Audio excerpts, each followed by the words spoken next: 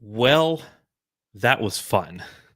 The Suns defeat the Milwaukee Bucks by a score of 125 to 124 and now find themselves 15-9 on the season. They're 7-1 in their last 8 games.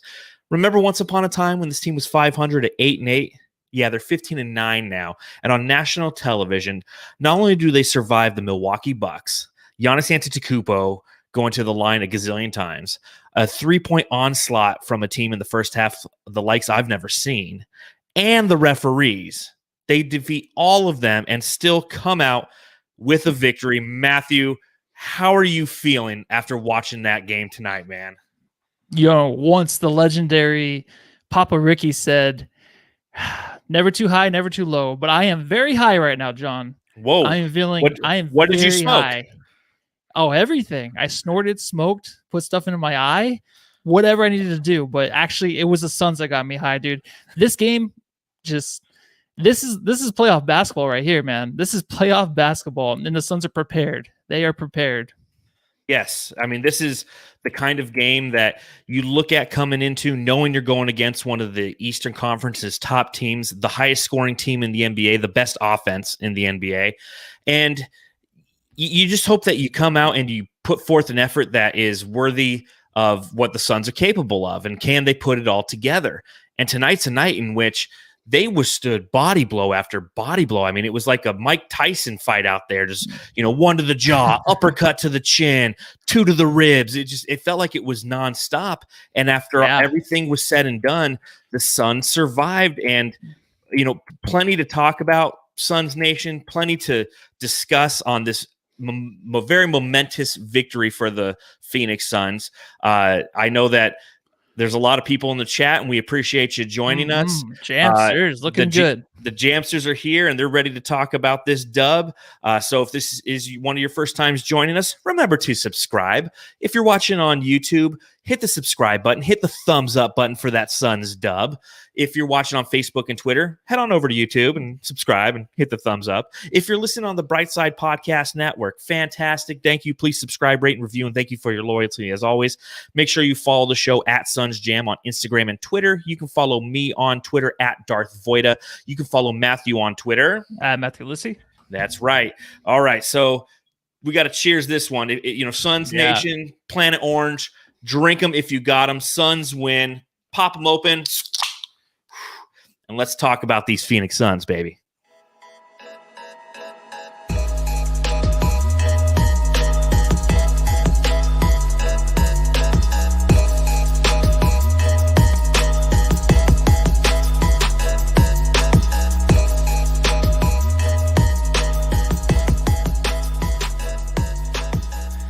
The Phoenix Suns are now 15-9 on the season. And while you were watching this game, Matthew, I got to know, did you feel like you were playing with the Suns on NBA 2K and it was on Hall of Fame mode? Yeah, basically. It's basically playing against that guy online that just can't stop scoring. It's a cheat code. When I used to play Madden, whenever it used to be a good game, there was always just like 2 plays you just couldn't stop. And that was basically Giannis this game. I mean, there was no answer, but it was like basically just like let him do what he needs to do and then take away what else the Bucks were doing great, which was shooting the 3. In the second half, it seemed like that's what they did. And, Giannis can have his 50, but at least if we have a shot to win, that's all we can ask for in this game, especially when they start out so hot from 3, right, John? Absolutely. And too often in years past, after the onslaught that occurred in the first half, the Suns would have lost. Devin Booker would have got his 40 points trying to bring this team back, but he was alone in doing so. And we would have seen the highlights on ESPN of 33s from downtown and Giannis scoring 47. And it just, you'd hang your head and go, okay, another loss for the Suns. It's different this year. It's different to see a team that in an atmosphere that, at least at home while I was watching it, felt like a playoff game. The intensity of this game, the fact that the Suns continually found themselves down 10 points, but never they never lost their cool. And that's what I really admired about this team tonight. They didn't. And my favorite thing about this game really was they didn't chase the 3. They stuck to the 2. Booker made sure that this team was not just jacking threes to try to match the Bucks going into halftime. That was really what saved them.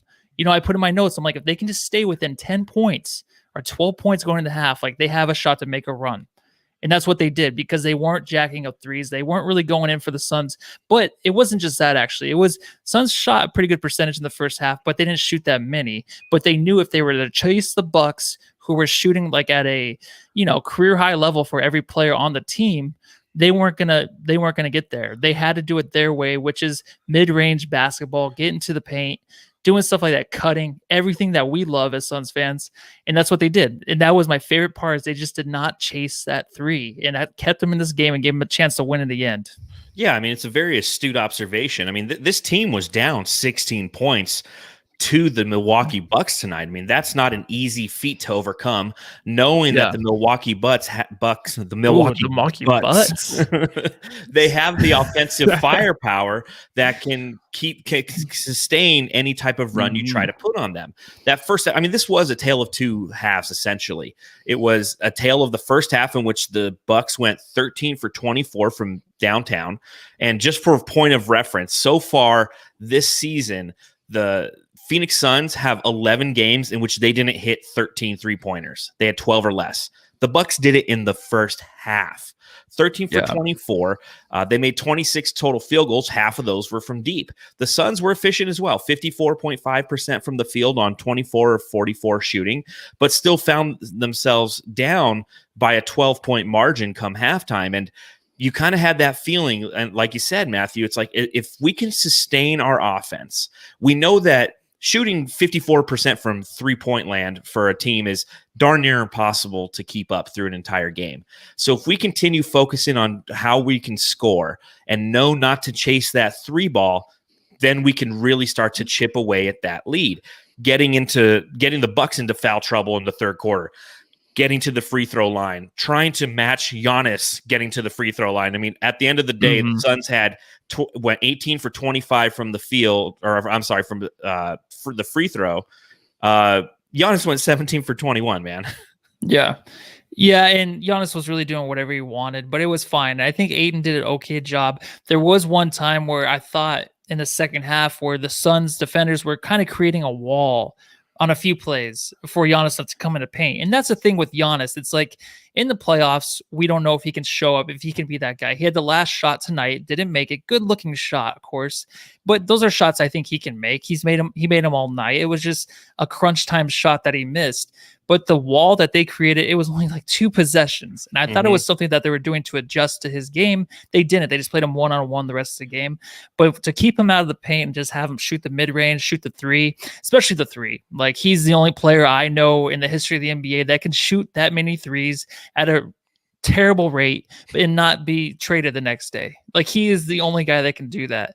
So, but the wall thing didn't happen. I was happy. I was kind of excited. Like, maybe this is something the Suns are, taking from other teams that have put up with Giannis. You know what I mean? Because this was his season high in points, and it was all coming in the paints. But they didn't, and it was fine though, because I think they just took away the three, even though I feel like the Bucks had a hard time making their shots in the end. They had a lot of wide open good looks, but they just did not go in for the Bucks. Well, the law of averages finally caught up with them. I think essentially that's what occurred for them. But you made a good point. The Crowder defense, that adjustment I think was one of the primary mid-third quarter into the fourth quarter adjustments that Monty made, because he was owning everybody in the third. And once Jay got in there, although he still got some of the foul calls, he made it harder for him to do it. And ultimately what won this game was the fact that Jay Crowder pulled the chair out from Giannis, and Giannis fell over on one of the last possessions of the game. And Giannis taking that shot with 2.5 seconds. And let me just ask you this. Have you ever seen it to where there is a scrum on the floor, 3 guys are going for the ball, and one of the guys gets a timeout call, and he didn't even call timeout? Like, who called timeout? A guy in the stands is like, timeout. And they gave it to them, and then they could advance the ball. I mean, they literally gave the Bucks every chance possible to win this game. And Giannis taking an 18-footer, that's what you want. I mean, that's the play call. Let him shoot from out there all day long. And once that ball, I mean, probably obscenely, but once that ball missed and the game was over, I gave a little middle finger to the TV. It's like, you know what, refs, we had to beat you too tonight, and it was not fun. watching. Yeah. I mean, it got to the point because I was watching the ESPN broadcast and the Fox Sports Arizona broadcast. But on ESPN in the third quarter, like Pash had nothing to say after a certain amount of fouls. I mean, it got really ridiculous there for a while. It did. I think I'm probably against everybody. I feel like they kind of let everyone play in the first half, and the second half it kind of got away. But and I think that the scrum for the ball, it's kind of strange how, Lopez he didn't even have a chance to really put his hands together for a timeout. He didn't. And like either you put your hands together for a timeout or else it's going to be a jump ball because whoever was around him, I can't remember right now, one of the Suns defenders that were right there, I mean, all of them basically were, three of them, they were planning to tie him up. So either it's a jump ball or a timeout. And that almost cost the Suns the game. There was a few other plays too where the refs were kind of a little odd and weird about, and it did seem kind of weird. But in the beginning, I was like, you know what, this is actually a fun game because Ayton got away with a few fouls against Giannis early in the game, and then Ayton, for some reason, he was having a hard time later on defending Giannis and putting his hands into his chest, costing him like his fifth foul. So it was kind of both ways. I know that at the end of the game, the Suns had an opportunity to win it when DeAndre Ayton got that rebound, the offensive rebound that he could have just dunked, and that would have probably sealed the game, but he threw it back out. Yeah, it's just, away. You can't always just blame the refs. So there are things that the Suns did at the end of the game to almost throw away the game, but they held on to it, man. They're proven. Well, I mean, you can't always blame the refs, but I'll tell you this. When you have instances like this where Giannis is holding Frank Kaminsky's arm away from him, and yet the foul goes on Frank Kaminsky. Yeah. And then here's what was weird about this play was the fact that the Suns tried to challenge it, and the refs wouldn't let him challenge it. I didn't understand that. And like they tried to call a timeout. The refs still had the ball. I mean, what was all that? That was insane, right? You're supposed to give the team a little bit, even 2 seconds to try to challenge it. They were obviously going to challenge it right away. Monty was close to taking off his mask, running down halfway to the court to call a timeout. Actually, he did call a timeout. Didn't he call a timeout? He tried to, but they wouldn't let him. Yeah, but how many times have we watched this? And we watched so many Suns games where, I mean, the ref would hold on to the ball when the Suns are at their free throw line before to give the other team a reason to actually try to challenge the play. And they didn't give the Suns that opportunity. But here we go again, all the negatives and all. And But dude, I don't know. I'm pretty stoked, man. I am very happy right now because if this was like a 7-game series, like Giannis after scoring 47, it's like, what else can I freaking do on this team to win a game? What else can I do? Nothing. That's why he's going to demand himself out and join the Suns. And, that's the only other plus from this win. Yeah, it's you got a 7-game series. Yeah, let's meet these guys in the NBA Finals, man. That'll be fun, huh? Yeah, that would be awesome. Let's start all the way back at the beginning. What were your thoughts on Monty Williams starting Frank Kaminsky over Jay Crowder and Cameron Johnson tonight? Mm-hmm. I loved it. I mean, he's undefeated right now. You can't take him out. And I was going to ask you, too, after this game, like, what do? We have to keep Frank in there, right? We have to keep Frank in that lineup because they're gelling so well. And I think he's just his assist number, 7 assists. He had like 5 assists in the first half or first quarter, something crazy, man. And he's just bringing it every night that he is in that starting lineup. So I love to see him still playing the starting lineup. I know that Monty said in an interview where he's basically going to match the matchups coming up, but I think he needs to stick with this. And I was a big fan of Jay Crowder staying in, but who would have known that Frank is the X factor really in this offense, facilitating, rebounding, giving us second chances. He can't dunk, no putback dunks, but he's giving us second chances. And that's what you want from your 4. And he's doing everything that we need. He's a little bit better than what Jay Crowder was in the starting position. I would give it to him. What about you, John? Does he continue to play at the starting 4 for the Suns going into the next game? I think you have to. You got to stick with your hot hand. And what he brings to that first team unit at the beginning of the game is something that we had a challenge with before he got in there. And that was just some offensive consistency.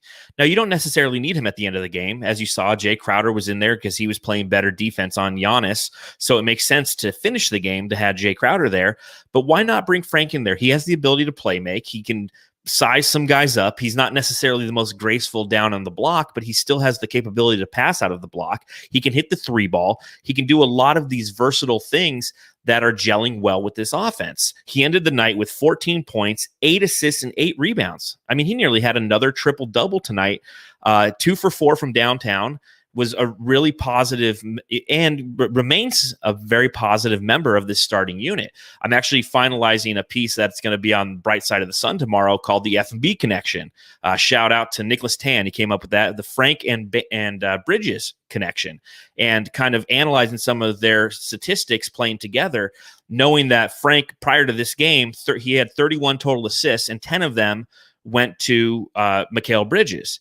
And it only increased in this game because I counted at least 3 where he set up Mikal, and it goes the other way as well. Mikal is setting up Frank. So when you look at this offense, the versatility that he brings, you have CP3 who can run the high screen and roll with Ayton. Off of that, he can pass out to wide open 3-point shooters. You have Devin Booker who can run some ISO ball and shoot off the mid-range and deep. Off of that, he can pass out to any wide open shooters off of double teams. And now you have Frank Kaminsky and Mikal Bridges who can run cuts for each other and set each other up. All of that equates to a lot of offense, and you saw that early in this game. It was 32-32 after the first quarter, and a lot of that's because the Suns, going up against one of the best offensive team in the NBA, could keep up because of their continual offensive versatility. And Frank Kaminsky, whether we like it or not, or whether we're surprised or not, has added that layer to the team's first team offense that has allowed us to be a potent offense in that first quarter, a quarter that before he entered we were 24th in the league in first quarter offense. So his insertion has been something that I don't think any of us saw, predicted, but I know that we're all enjoying the ride, right? Matthew? Dude, I just ruined the whole show. Where did you go? Great. I was muted. I took a drink of water, and I didn't want to hear. Didn't want you guys to hear my gulps. But yeah, we're all torn apart really of what to do at the starting 4. But we have to, I think, just keep it going until maybe it falls apart. But what's going to say it is going to fall apart? Because like you said, man, he is trying to find the wide open teammate. And honestly, he's just very unselfish. That's what makes him so not valuable, but that's just what makes him like such a great piece right now for the starting lineup. It's exactly what they need. And I love like how he can do what he does. And then Booker, and I mean, you have Ayton setting screens too. You have Kaminsky who's setting the screens, like you said, but you just have them setting screens, and then you have Booker and Paul, off those screens doing what they do. So I love how they're all communicating right now on the offensive end. Yeah, the team's looking great. And you look at that first half, I mean, it was tough. The Milwaukee Bucks put 70 on the Suns, and we're supposed to be the 5th best defensive team in the NBA. When you look at the Bucks putting up 70, do you chalk it up to bad defense by Phoenix or great offense by Milwaukee? Yeah, I mean, they have one of the best offenses ever in the history of the NBA, right? I mean, you can't really stop it. They're sharpshooters. They're so crisp on offense. They create space. They're screening, their space setting, everything that they do on the offensive end is just so good. It's like they practice it a million times. It's hard to stop. Even Mikal Bridges had a hard time. I mean, Mikal Bridges on the offensive end was great tonight, but I mean, you can't really stop that offense. That offense is just too great. They're just all over the place on threes, and it's just impossible to get a hand in their face because of the space they create. So, I mean, I think it's just their great offense because honestly, they come into this game the best offense in the league with behind Giannis. So how are you supposed to stop that? You try to outscore him, and that's what the Suns did tonight by 1 point. Jeez, they had to. I mean, again, great victory for the Suns tonight. And kudos to all the Jamsters who are joining us in the chat. Yeah, remember, if you're watching on YouTube, smash that thumbs up button. We appreciate it. It's funny seeing people talking about you. It's like, you know what? Maybe we should trade Saric now. You got Pro Baller 602. So do we trade Saric now? Got the Boogie Trend. He's like, Suns paying Dario all that money to have such a small role on this team. And then Thunder Stunks is like, trade him only because he had COVID. He was doing amazing before that. So, I think that obviously these are stretches of the season. The beautiful thing about being a Suns fan and just a fan of sport overall is that the casual fan will know that Devin Booker and Chris Paul play for the team. And, if they're a little bit more than casual, they probably know who DeAndre Ayton is. we're all diehard Suns fans in here. So every game is a chapter in the journey that's going to lead hopefully to someday a championship.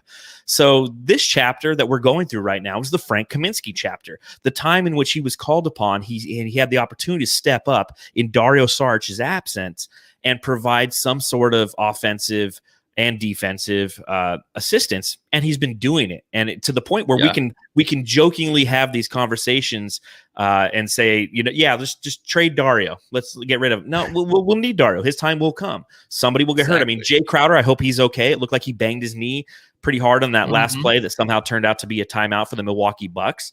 So I hope that he feels better. But if he's hurt, Dario's going to have to step in his stead. So that's the beauty of this roster, is its depth and its ability to be flexible and have multiple flexible lineups. And it's been fun watching, especially over these last 7 games, watching Monty pull a lot of the right levers. And I think that that's a challenge that he's had earlier in this season. And he had it earlier last season. It was up until the bubble. He was really having a hard time pulling the right levers on the lineups at the right time. And now he's pulling a lot of the right levers, and the team is responding accordingly. Yeah, and plus, if you're going to trade Dario, like, what are you going to trade him for? Because we need that backup presence for under the basket. Some people say he might be just our backup 4 or backup 5, whichever way he produces. And like you said, Crowder, he might be out the next few games. Who knows, with his knee injury that he maybe he just hit it a funny bone, something weird. Who knows? But we need depth. We need to keep these guys just in case someone's out. And you know what? It's funny because we haven't seen Sticks yet. But who knows, dude? There might, just like Ayton Moore. Ayton Moore started the season out basically he wasn't even playing. Now he's just so valuable. Look at him. Coming up. He is just killing it honestly, off the bench. He is just bringing it offensively. His floater, I mean, I can go to bed at night just watching that floater. Just put me right to sleep. That thing is beautiful, dude. Beautiful. It is so beautiful. Mesmerizing.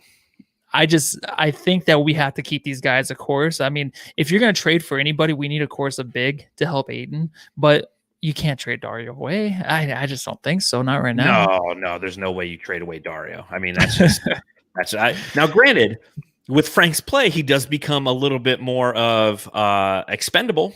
I mean, he does have, what's his contract? 3 years, right?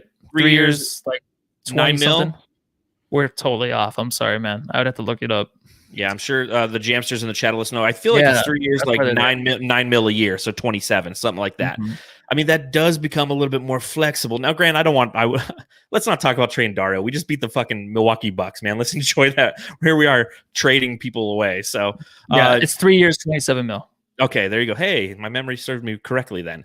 But you look at the second half then. Again, the Suns were down 12 points. And I just got to love how aggressive they started that second half. First play, they come in. Chris Paul drops it off to DeAndre Ayton.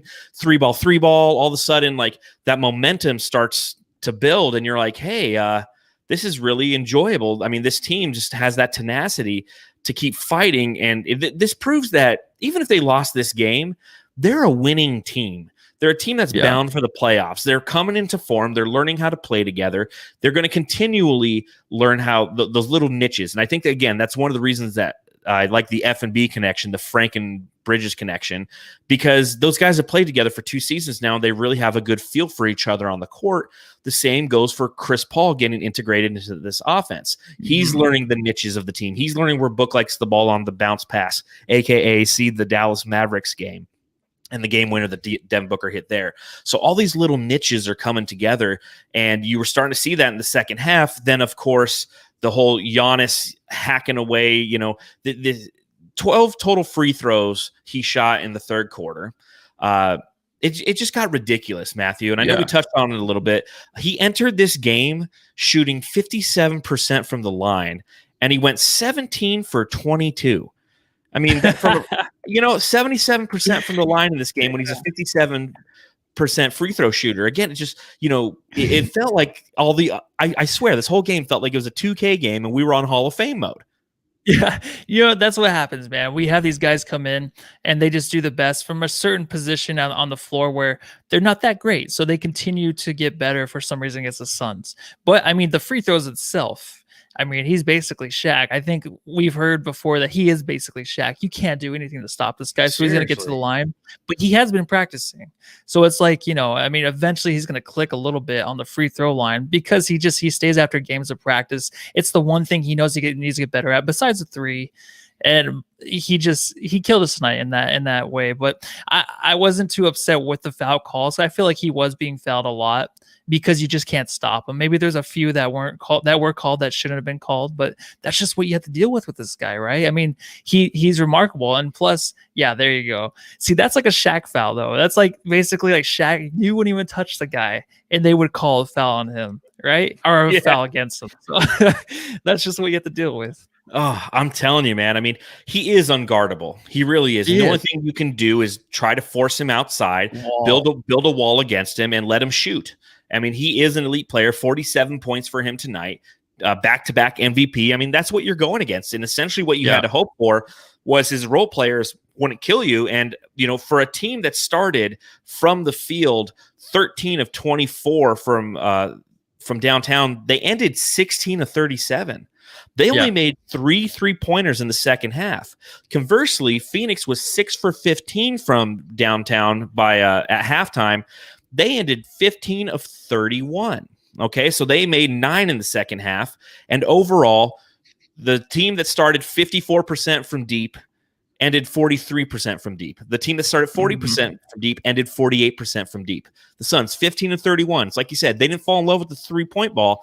And we've always said, anywhere between about 27 and 34, right in there is kind of the sweet spot for the Suns. If they shoot that amount of three-pointers and they shoot them at a decent enough clip, even 30%, they're going to have a better chance to win because they're not falling in love with the three ball. They're not allowing themselves to lose off or defensive rebounds to the opposition and let them get runouts.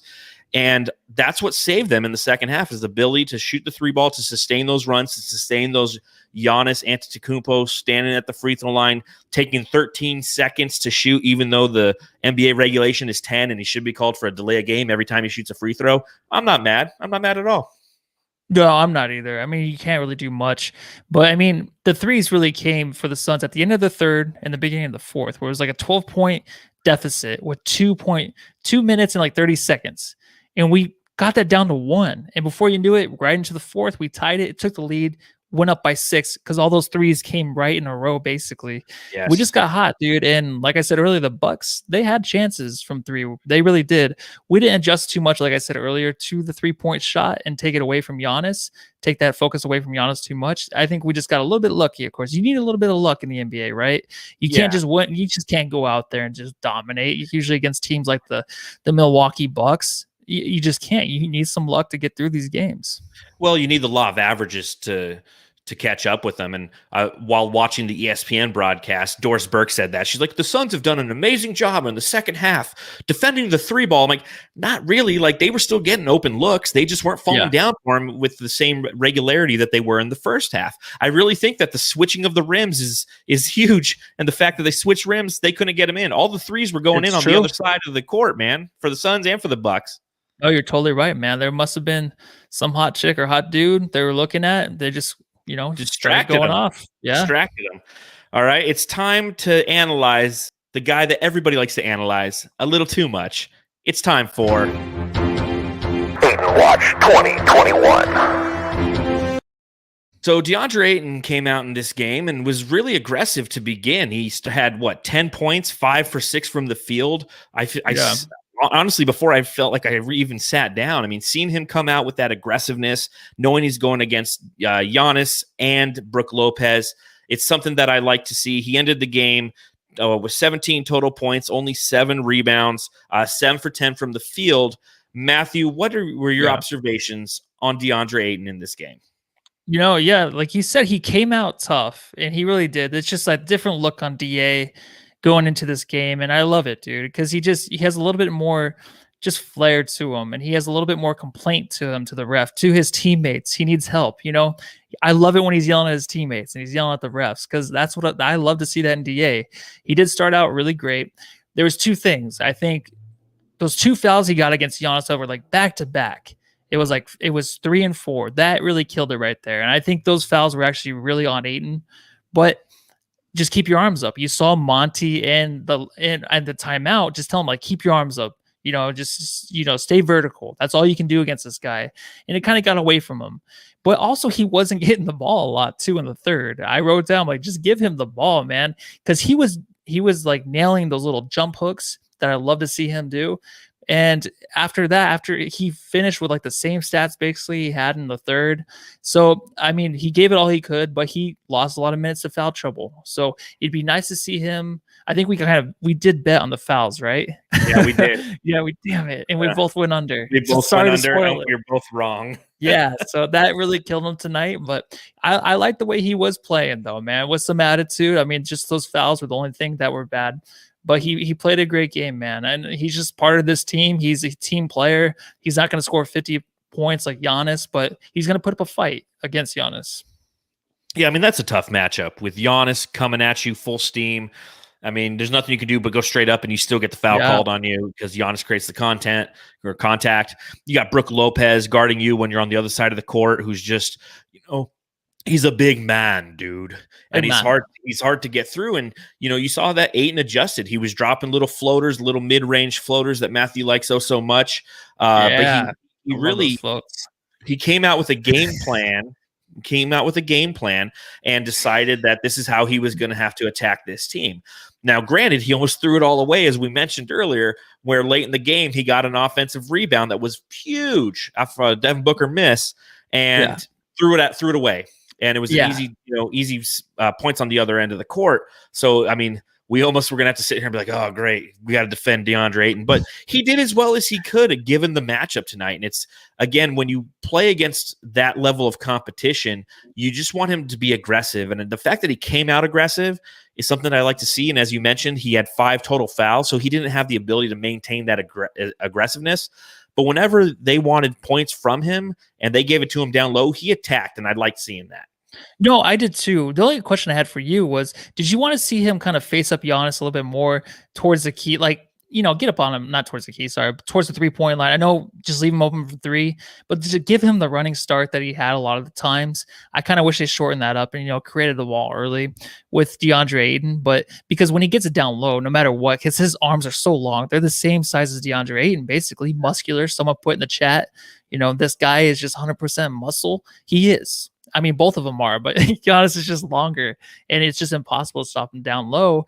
So I wanted to see him kind of face him up a little bit more. What do you think about that, though? I mean, he'll still kill you from 2, from mid-range, Giannis, but still, I kind of want him to be up on him a little bit. No, I agree with you. That's a good way to try to stop Giannis is to stop those running starts. And if DeAndre Ayton comes out and guards him out of the 3-point line or at 18 feet, it's harder for him to get that running locomotive going towards the basket. And from there, at least you can bump him a little bit to where help can come.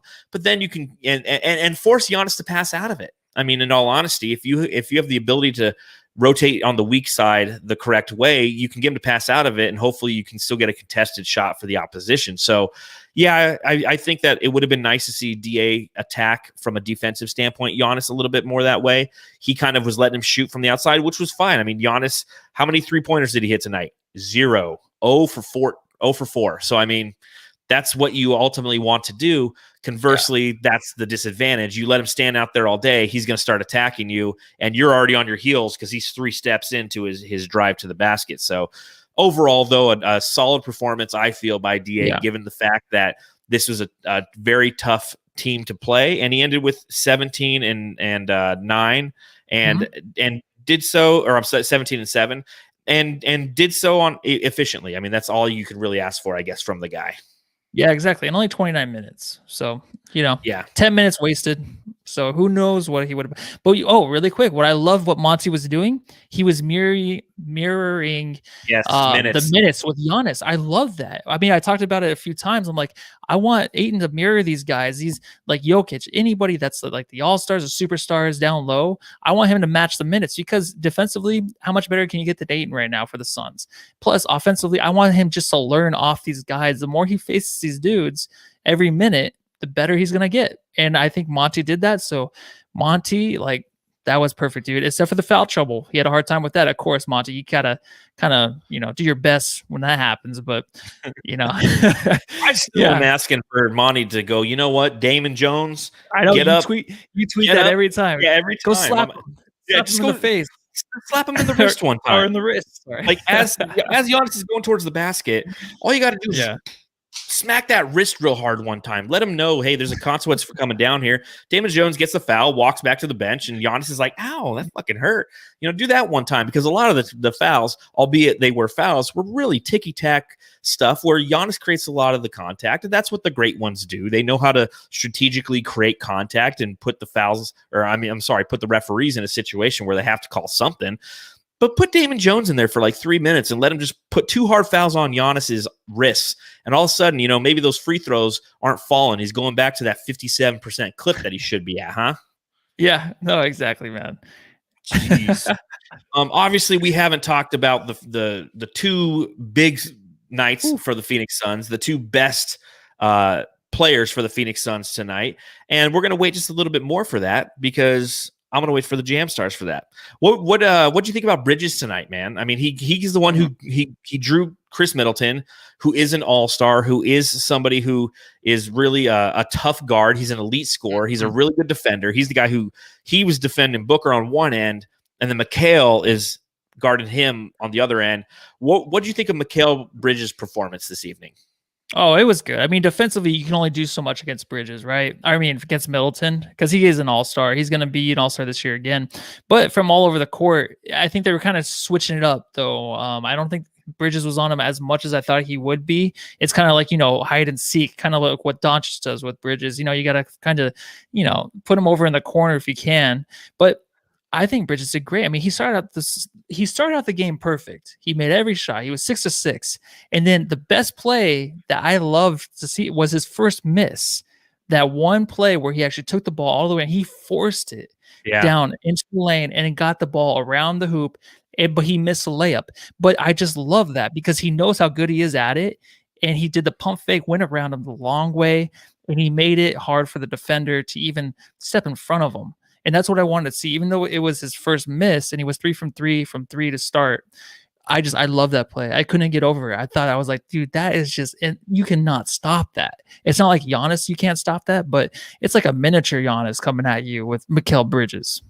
And great defense too. I mean, he held Chris Middleton to 7 for 17 shooting and 18 points. I mean, he's doing that on one side. He's hitting 3 for 3 from downtown on the other side. He's taking the ball to the rim. He's playing and cutting all over the place. I mean, Bridges again continues to kind of be that X factor. When he has a solid game, the Suns are going to win. I mean, it comes down to that. You need your role players to step up, and he stepped up on both sides of the court tonight, and it was huge. I mean, even if the team would have lost, he put in a worthy effort. He's one of the few guys who didn't get a foul called on him when he guarded Giannis. I mean, so just because he let him go by him. But I mean, he just really fun to watch him play at the level that he's been playing at for the past few weeks.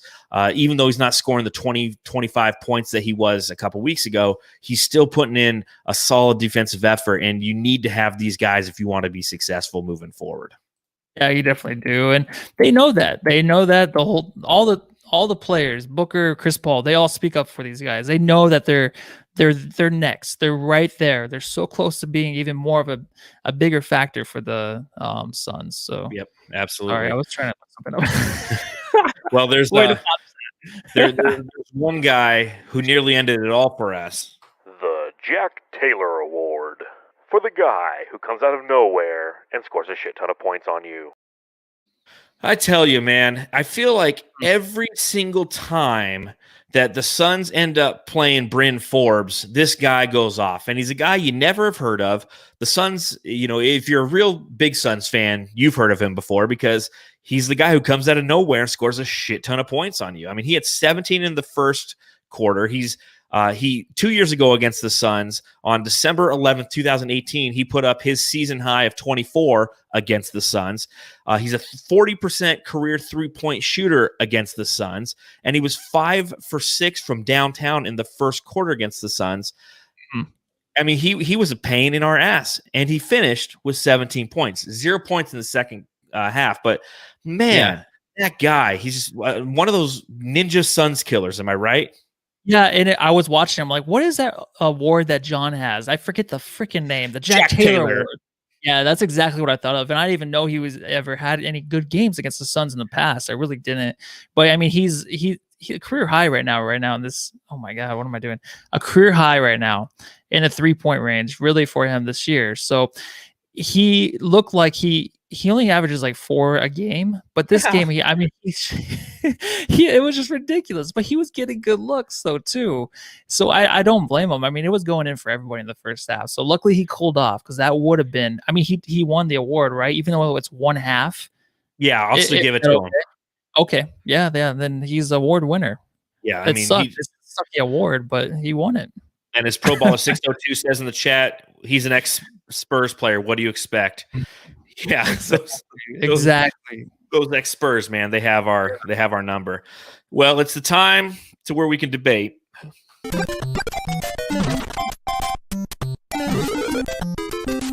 Jam Star of the Game.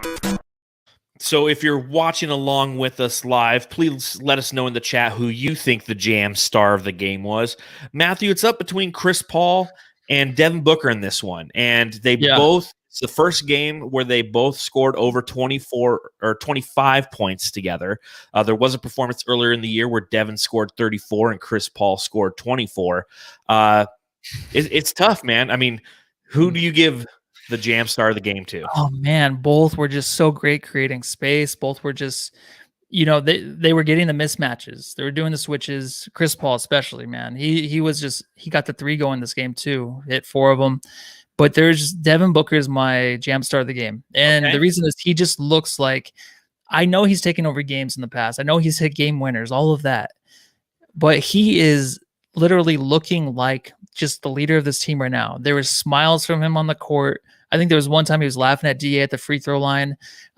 Last game, he had a high five to DA. Those are little things, and this is stupid to say, but I love to see that. Your body language. Yeah, I love to see that. And just him at the end of games, I don't even worry about him making mistakes anymore. Like before, it used to be just like, just don't throw the ball away. Don't get the ball stolen, Booker. Sometimes that used to happen. Now it's just he is completely formed into the leader, the end of the game guy that we're going to have the ball in his hands. Chris Paul knows that. But I mean, Chris Paul and Booker go back and forth with those ISO plays, and I love it. I love that because they can get their shot off, especially on the mismatches. So I'm choosing Booker in this one. Amazing game by him. I mean, starting out with 4 points in the first quarter, just he finished it off well. Who do you got, man? It's tough, and you go through the chat, and everybody's kind of Booker. Jay Crowder's getting some love for his efforts late in the game. Clutch Book. Honorable mention again, Jay Crowder. A lot of both, backcourt, the monsters of the mid-range, if you will. Devin Paul, we're seeing some of that. CP and Book, it's a lot of people going for both, and I get it. Point Frank from Bees. You picked Book. I'm going to go the other way. I'm going to go CP3 on this one for a couple different reasons. One, we'll put the stat lines out there. Devin Booker, 30 points, 6 rebounds, 3 assists, 11 for 21 shooting. So you got to love that, right? 30 points, 21 shots, 7 for 9 from the free throw line. Although he did miss that one late, forcing the opposition into compromising situations, putting the Bucks into foul trouble. That was Devin Booker tonight. He forced the issue. And for those of you who read that piece today, I don't know if you did, Matthew, by Michael Wilbon on the front page of ESPN.com about Devin Booker, an amazing read. Nice to see some of that national recognition for Devin Booker. A lot of things that we as Suns fans know because we've known Book now for 6 years, and he's been kind of the guy who's been the face of the franchise for at least the last 4. So seeing that national recognition was great. I really hoped he would hit one of those last 2 shots that he took to kind of ice the game. He didn't. I'm going to go with CP3. CP3, 28 points on 10 for 20 shooting, 4 for 7 from downtown, 7 assists, 3 rebounds, 2 steals. Chris Paul, I know he shot 50% from the field, 10 for 20, but man, whenever he shoots, I feel like it's going in. It's beautiful when it's mid-range, when it's from downtown. There was that one play where everything kind of collapsed on the interior. They passed it around. He hit one, just a spot up three. He really kind of led that charge that brought this team back into the game. And it was his 3-point shooting, oddly enough, that did it. The Suns outscored the Bucks 39-30 in that third quarter. And a lot of that was behind CP3. Now, granted, Booker at the end of the third, and especially going into the fourth, really started to flex his offensive capability. But I think that CP3, I mean, his game is so smooth. It's really fun to watch. I never thought in a million years that I would become a huge CP3 fan. And I love the guy. I just think that, he was my jam star for his efforts tonight. I got to give it up to the point god. Yeah, that Wilbon piece, I haven't finished it yet. I did start it today, just haven't had the time. I'm sorry, but it's nice for Booker not to have to go to New York to get a piece like that, written about him, because it's well deserved. And I pointed out earlier where Booker I feel like he just kind of controlled the game today, just not jacking up as many threes. You know what I mean? So that was a big part of it too. But you can't go wrong with any of these picks. It was basically a beautiful game from both guys, and they're starting to gel. They're starting to gel. You can see it out there, man. They're taking turns. They know when to go, like who to give the ball to, and that's what you want to see from your backcourt. And it's happening right now. Monsters of the mid-range, man. This team is really fun to watch right now. The t-shirt you made, I was in order. It has like the balls on the nipples though, so I might get it just because when they're shooting the ball. You notice that, huh? Yeah, I like that. I might just cut them out and hang them. Oh God.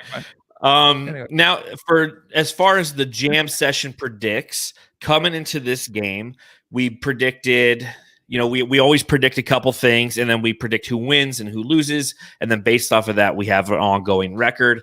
The more points, Middleton or Booker. We both took Middleton. We both were wrong. Middleton 18, Booker a total of 30. Are you ashamed in yourself? No, it's fine. Booker would forgive me, Okay. I'll allow it. Over Ayton fouls over under 3.5. We both took the under. He went for 5, so we're both 0-2 there. And then who wins, Suns or Bucks? You took the Suns, and I said that the Bucks would win this game. So I went 0 for 3 in this game. You went 1 for 2, and our overall record, you're now. Oops, I put that in wrong. Cheater. I'm 5-4, and you are 6-3 coming into our next game, which is going to be. I'm working on it. And I did it wrong again. I keep getting myself 5-4. Embarrassing. There you go. It's okay. Nice to split it up, we got to get this record not matching the whole year. So 5.4. I'm 5.4. You're 6-3. Okay. Close enough, man. All right. So our next game, and that's wrong too, darn it. Our next game is on Saturday against the Philadelphia 76ers. It's a 1:00 start, Matthew. As you look at the Philadelphia 76ers, what are you keyed in on as they face now the 15-9 Phoenix Suns? Man, I don't know. Is it MVP Joel Embiid or just Tobias Harris having a career year? It's like this team is it's endless in a way just because they have 2 superstars, and they have Tobias Harris right now as an all-star playing his best game. This is going to be a tough matchup. And the Sixers, to me, are the best team in the East, of course. They're number 1 in the East right now. But Tobias Harris, shooting a career high 44% from 3, 52% from the field, career high. Embiid, his numbers across the board are much better. This year, 29.1 points per game. So it's basically, I was listening to No Dunks today, the podcast that I love to listen to almost every day. They were talking about who would you choose, Embiid or LeBron James for MVP right now. And I just wanted to ask you that too. You can give out your thoughts about the game, but I just want to ask you, who do you think? Because Embiid, I don't know. I would not want to play Embiid over Giannis right now, just because of that reason. I think that Embiid has the talent to take this team to the finals. And I don't think Giannis is quite there yet for some reason. I'm scared of this team more than the Bucks. How are you feeling going into this game? Are you freaking afraid? Because I am. I am, because, the Philadelphia 76ers right now are a complete team.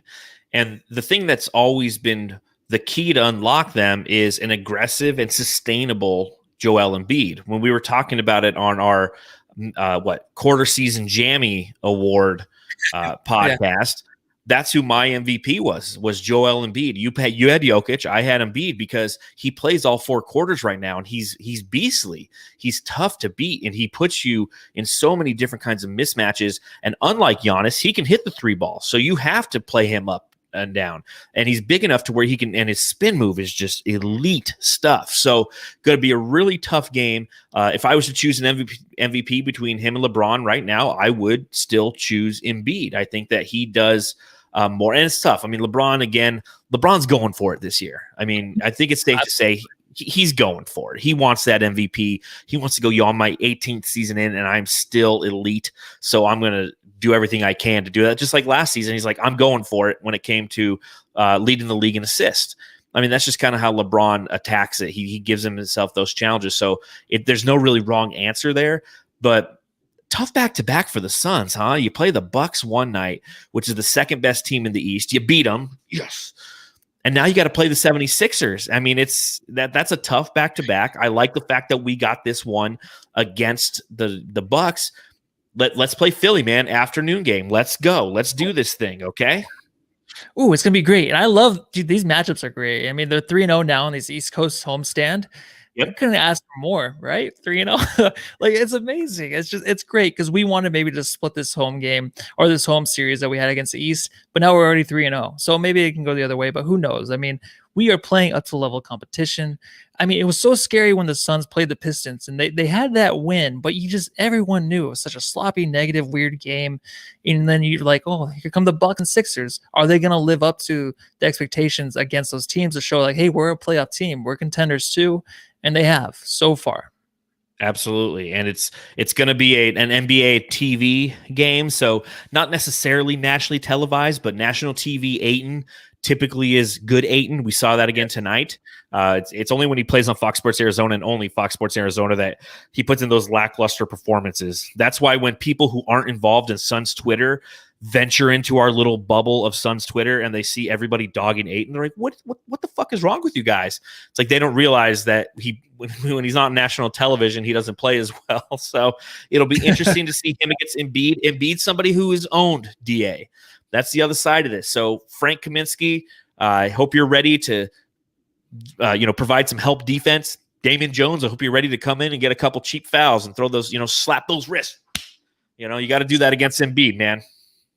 I don't think it's gonna happen, but you gotta mail Monty a letter and just mail him a letter and just let him know, put in Jones. I'll tweet at him. I'll tweet at the Suns. Okay, tweet at him. I guess that's quicker. Yeah. All right, so let's look at some of our props for this game. Total points or total technical fouls, over or under 0.5 technical fouls. Oh man, this is gonna be fun. I'm gonna say over. I'm gonna say there's at least gonna be one, right? There has to be one. I think so. But who would it be? Who do you think it's going to be? Is this cost an extra point? Maybe if we can guess who it's going to be on. Okay.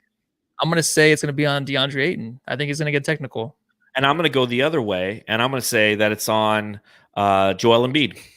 Awesome. I can't wait. I think that they're going to get under each other's skin. Now, the obvious default is it's Devin Booker, because I feel like Devin Booker, anytime there's a big game, he has the ability to kind of get a tech, and I was really proud of him tonight, and he's maturing, and he didn't get a tech tonight. But I think Joel Embiid he's one of those fiery guys where you can get under his skin a little bit. Maybe Frank, like he did the other night against the Cleveland Cavaliers, and JaVale McGee can have the ability to get under Joel and get under Embiid's skin a little bit, maybe get a tech out of him, So there's that. More assists, CP3 or Ben Simmons? Ooh, I'm going to say CP3. Okay. This is another tough one. Ben Simmons, again, is just having one of those years that makes him the envy of a lot of analytics guys. He's a player who, through they've played 22 games now, he's averaging 13.5 assists points a game, 8.2 rebounds a game, and 8 assists a game. So he definitely has that capability. I got to go CP3. And I think a lot of the Jamsters, Infinite Tranquility, Mook Allen, a lot of our very loyal listeners who are joining us, Nathaniel Darius, GW2, a lot of people, GW2, maybe Frank, though. Maybe Frank will have more assists than Ben Simmons. Possible. But I think that CP3 does get more assists in this game, just because he's on a roll right now, man. And then finally, the money question, Matthew. Who win? Suns, Oh, man. 76ers. I don't know. I hate this so much. Why? Because you're going to pick the 76ers. I picked the Bucks last time, man, and it fucking hurt my feelings, and I'm glad I was wrong. But it would just be so great. I'm gonna pick the Suns. I'm just gonna. It's gonna be close, really, and I think it's gonna be just like today's game, same exact kind of game. Maybe not the 3-point shooting like we saw today, but I'm gonna choose the Suns. Well, that's the scary part about the 76ers, man. I mean, they're another team that has the capability to shoot that 3-ball. The addition of Danny Green, who's not necessarily a spot-up shooter, but is a shooter. The addition of Seth Curry. I mean, they're a good team. Now, granted, they're 15th in the league in 3-point percentage. They're 28th in the league in 3-point attempts. So they're definitely number one in the league in blocks. Yikes! I'm going to go Suns too. I'm feeling the mojo. You're currently beating me on the season. I probably should go the other way just to try to gain a game on you. But you know what? I like rooting for the Suns to win. You got a lot of people in the chat. Everyone's going for the Suns. The boogie trend. That's right. The positive energy. Cone Yee, the Suns. Laced Bacon, Suns. Jay Pizzle, the Suns. Anthony Calvillo, the Suns. Just all the way. Marijuana. Good name. Suns rolling.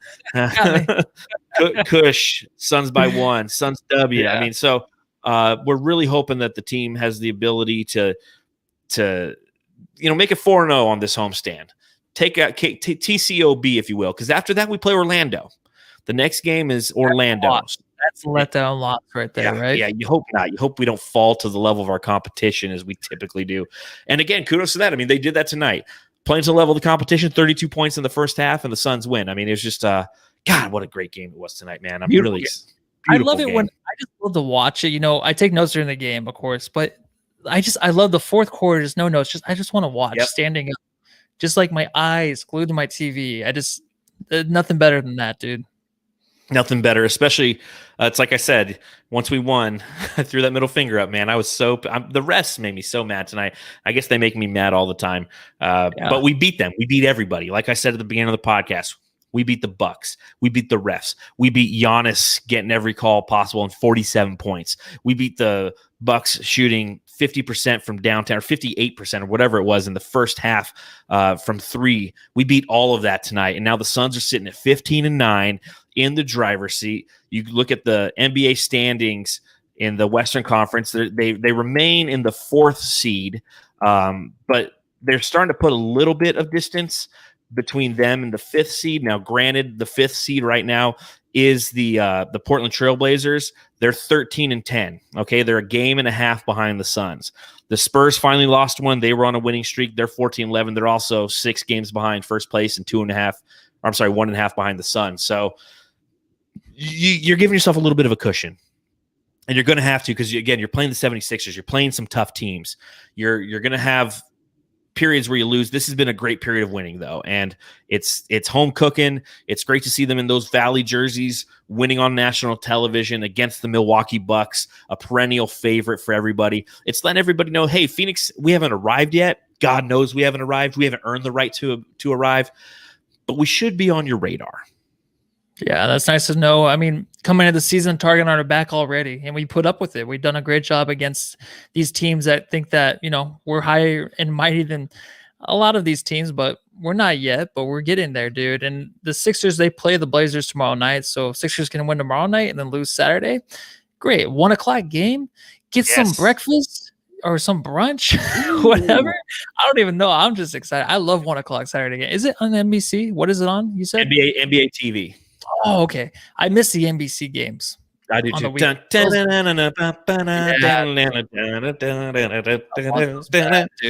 Those are good times. Well, I think that does it for this edition of the Suns Jam Session podcast. Thank you to all the Jamsters who decided to join us on this late night following a late game nationally televised against the Milwaukee Bucks. Again, Suns win by 1 point. 125-124. This is a reminder to follow me on Twitter at Darth Voida. You can follow Matthew on Twitter at Matthew Lissy. Follow follow the show on Twitter at Suns Jam. If you're listening on the Bright Side of the Sun podcast network, go ahead, subscribe, rate, and review. If you're watching live with us right now, thank you. Press the thumbs up button, subscribe to the podcast, hit the little bell to remind you that we go live, and we go live after every game because we have no lives. The Suns are our lives. Our last podcast, I was in Sedona on vacation, and I had to step away because I wanted to do this podcast because I love these Phoenix Suns. So, beautiful win for the Suns. On to the next one. Let's beat those 76ers. Great job by What up, fellas? My beer's empty. I'm tired. It's time to go to bed, Matthew. All right, yeah, and Jamsters, don't forget, you can always join us on the podcast too as well, live if you'd like. Take some notes, bring them on here, tell us your thoughts. That'd be great. We had it once. It went great. All you have to do during the podcast is hit us up on Twitter at Suns Jam. Just DM us, and we'll send you a link. You can come on here and you can join us. Why not? We want to hear what you have to say. Fully clothed. That's a requirement. All right, yeah, and that's all I got. I mean, what a great night, everybody. Thank you, Jamsters, so much. Everyone go home and love your family. And take care, everybody.